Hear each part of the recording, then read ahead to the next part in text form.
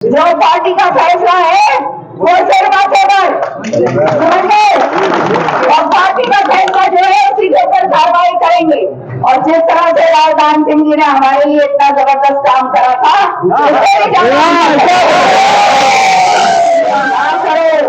बिल्कुल भी मत करना।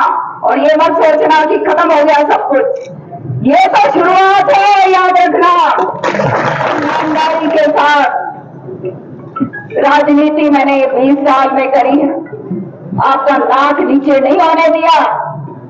कोई एक आदमी उंगली उठाकर लांछन नहीं लगा सकता। हम उनमें से नहीं हैं जिनके ऊपर हजारों करोड़ों के केस लगे हुए हैं, जिनके बच्चे भगोड़े घोषित होते हैं। वो हर तरीके से कहां उठकर और किस तरह से उठे हैं, जिसके बारे में सारी दुनिया जानती। हम उनमें से नहीं हैं जिन्होंने जमीनों के ऊपर कब्जे करे हैं। हम उनमें से नहीं हैं जिन्होंने जमीनों के ऊपर सीआईयू लगाकर खूब कमाई करी। हम यहाँ पर केवल और केवल सेवा, निजी तरीके से अपने लोगों की भलाई के लिए मैं और श्रुति सुबह से लेकर शाम तक संघर्ष करते हैं। कोई नहीं कह सकता कि 1 इंच जमीन हमने खरीदी हो, कोई नहीं कह सकता कि कोई हमने फैक्ट्रियां लगाई, कोई नहीं कह सकता कि विदेशों के अंदर हमारे लाखों करोड़ों रुपए पड़े हुए। ईमानदारी की राजनीति करी है, जो चौधरी बंसी लाल जी का तकिया कलाम था, जो सुरेंद्र सिंह जी का था, बहुत सबके सामने, कुछ बोलने की जरूरत नहीं। आप लोग सब समझदार हैं, सब जानते। ये लड़ाई तब होती है जब कोई ये समझे कि हमारे से आगे ये जा सकते। लड़ाई लड़ी, लेकिन उस लड़ाई में हम सक्षम इसलिए नहीं हुए क्योंकि तुम सब जानते हो उसके पीछे के कारण। मुझे बोलने की जरूरत नहीं। हम यहां से जीतते, निश्चित तौर से आपने इस बारी निश्चित तौर से श्रुति की जीत करनी थी,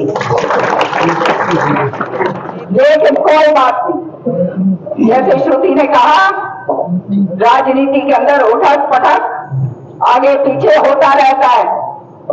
मैं तो बहुत छोटी सी चीज हो, चौधरी बंसीलाल जी के जीवन में ये बात आई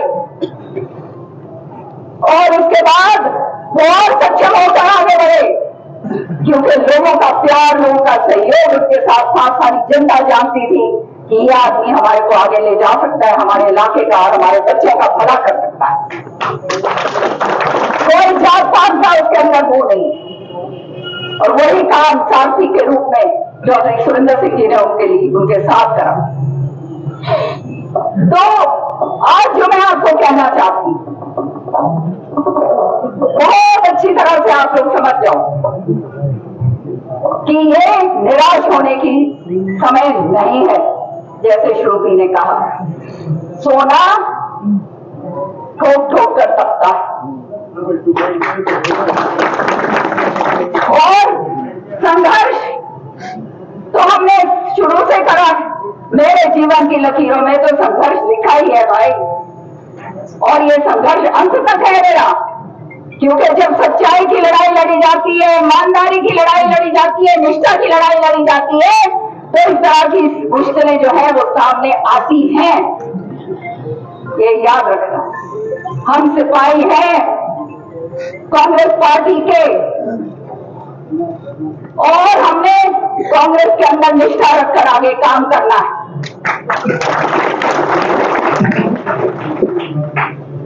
केवल एक बात और बोलना चाहूंगी मैं, मन में बहुत सारी बातें, लेकिन मैं एक बात कहना चाहूंगी कि आप लोग डटे रहो, तगड़े होकर डटे रहो। कोई चिंता की बात नहीं। हफ्ता 10 दिन के बाद वर्कर मीटिंग लूंगी और सबकी ड्यूटियां लगाऊंगी मैं। तैयार हो सारे के सारे? अपना बहुत आगे की सोच है, हमने आगे का देखना है और वो आगे किस तरह से वो मंजिल हासिल करी जा सकती है, वो काम हमने करना है। ये जो है एक ऐसा समय है, जो ये समय के अंदर सब कुछ जो है आप लोग जानते हो घटनाक्रम क्या हो रहा है, और समझते हुए हमें आगे बढ़ना है। रास्ते इस तरह से बनाता है जिसका आपको और हमारे को भी इल्म नहीं होगा, समझ रहे हो? इस तरह से रास्ते बनते हैं और वो रास्ता अवश्य आपके लिए बन रहा है। ये रास्ता आपको उस रास्ते के ऊपर जरूर लेकर जाएगा, समय चाहे बेशक थोड़ा सा लगे। और इसलिए आप लोगों ने अपना बिल्कुल कमर कस लो, अपने वो कहते ना मंडासे के मान लो गांठ और मार के आओ। और बंसीलाल ने कमाना सिखाया था कि बूढ़ी लोग लोगों ने, जो पुराने लोग हैं वो तो जानते हैं, जो नए जुड़े हैं वो भी जानते हैं हमारे को। किसी के साथ झूठ नहीं बोली, लारे लपे नहीं दिए, फांसियां नहीं मारी,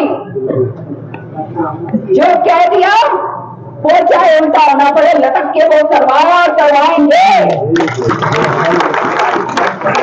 हम यहाँ राजनीति घर में पैसा भरने के लिए, बड़ी बड़ी जमीनें खरीदने के लिए या बड़े बड़े स्कैम करने के लिए नहीं आए। हम यहाँ पर आपके लिए, हम कुछ नहीं है, हम तो एक बिंदु हैं, जो कुछ है वो आप सब लोग। तो मानो पार्टी का झंडा, पार्टी ने जो फैसला करा है वो सिर माथे पर, और आगे जो है आगे की रणनीति अपने वर्कर्स के साथ बैठकर अपन बनाएंगे, इसकी चिंता ना करो। मैं यहाँ पर आज भी हूँ, कल भी मेरे से सब, मैं चाहती हूँ सबसे अलग अलग बैठकर उनकी भी जो है मंशा वो आप अपनी बात मेरे सामने रखें, आपकी भी बात मेरे समक्ष आए।